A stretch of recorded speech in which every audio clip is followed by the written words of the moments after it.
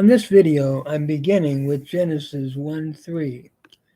I'm going to be reading the text in Hebrew, doing a vocabulary uh, of the text along with grammar.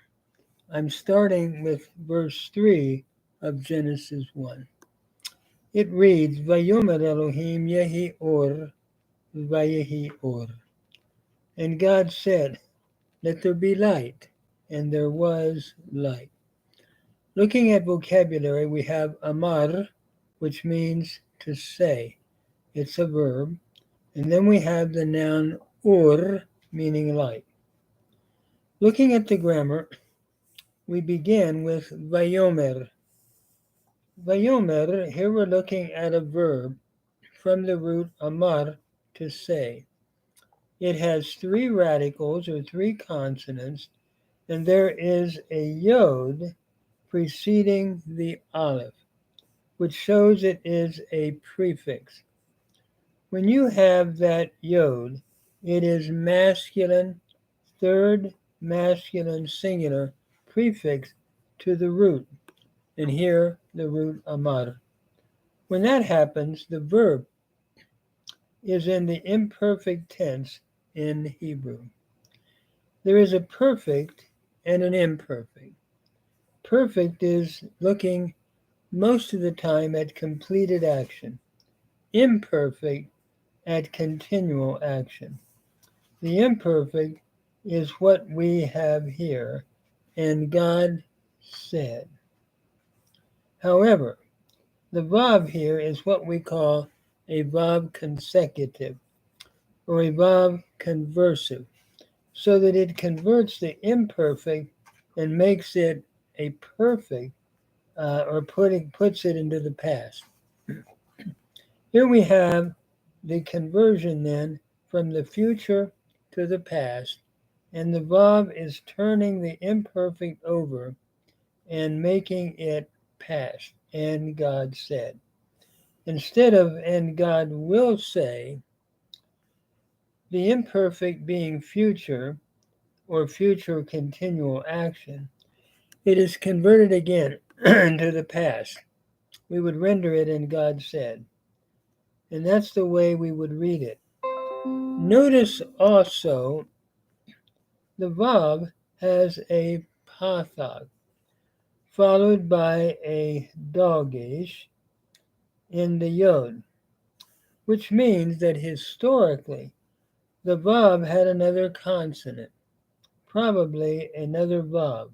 So it would have read vav yomer. And the vav then, the second vav, assimilated into the yod, causing the dagesh forte. At any rate, the vav consecutive or vav conversive in the imperfect is usually seen with a vav followed by a pathak and a doubling in the prefix, as we see here, vav becoming vav. Notice the verb has an o vowel over the yod.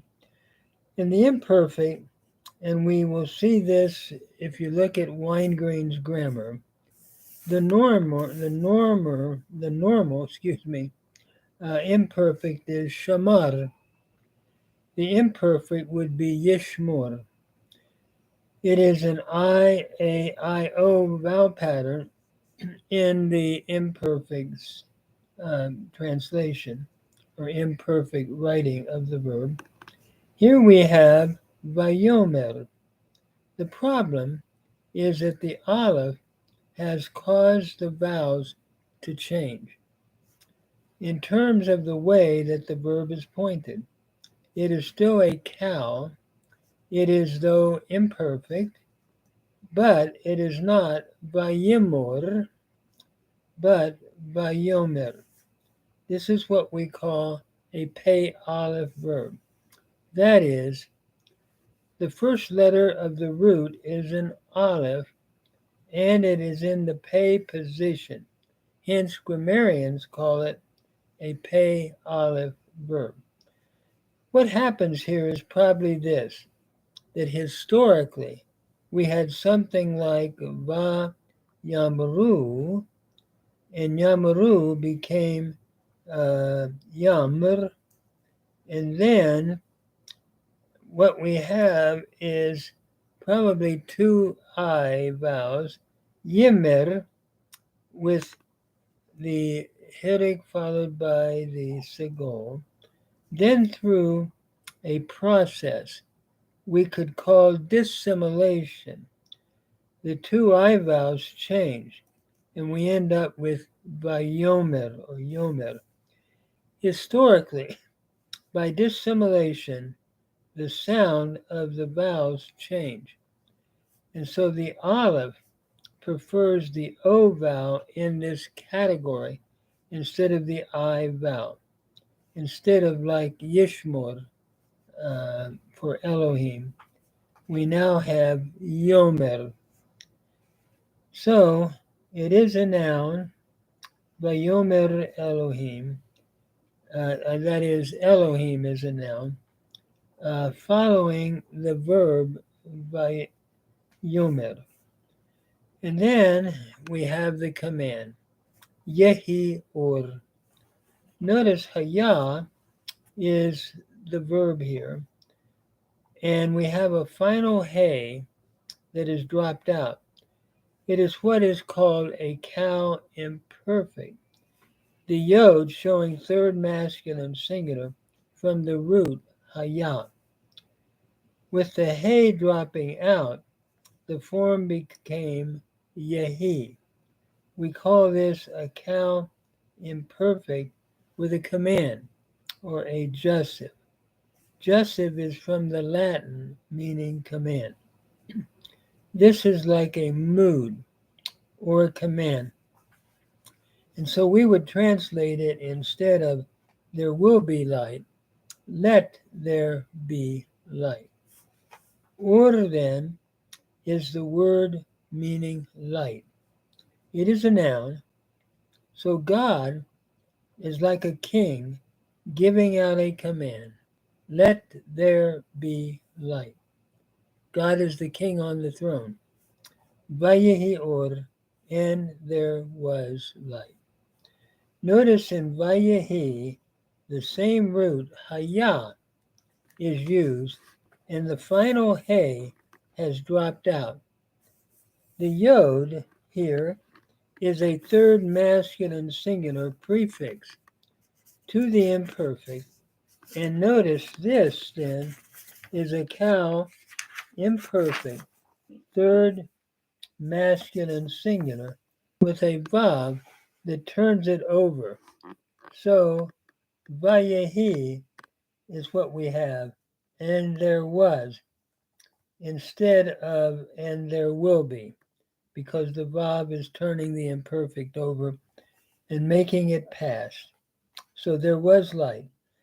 Notice the noun is light, and notice the two dots at the end looking like a colon. That is a period in Hebrew. So Vayehi or. So we translate the verse then, and God said, let there be light. And there was light.